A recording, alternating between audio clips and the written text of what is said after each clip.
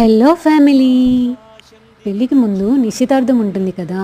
Engagement అంటే మా ఇంట్లో పద్ధతి ప్రకారం పేరెంట్స్ మాత్రమే నిశ్చయ తాంబూలాలు చేసుకున్నారనమాట. అంటే మా ఇద్దరికి నాట్ అలౌడ్.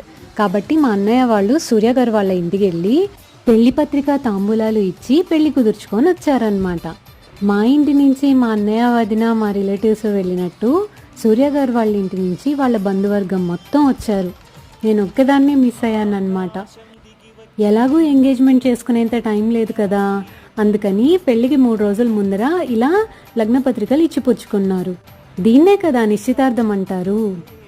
మరి నువ్వేం చేస్తున్నావు లలిత అంటే విడిదింట్లో వెయిట్ చేస్తున్నాను అనమాట. బేసిక్గా అబ్బాయి వాళ్ళకి విడిదిల్లు ఇస్తారు కదా, నువ్వు విడిదింట్లో ఉండడం ఏంటి అని అనుకోవద్దు. మా పెళ్ళి రాజమండ్రిలో కదా, అందుకని ఎప్పుడో హైదరాబాద్ నుంచి రాజమండ్రి వచ్చేసామన్నమాట. సో ఆబ్వియస్లీ మేము విడిదింట్లో ఉన్నట్టే కదా లెక్క ప్రకారం.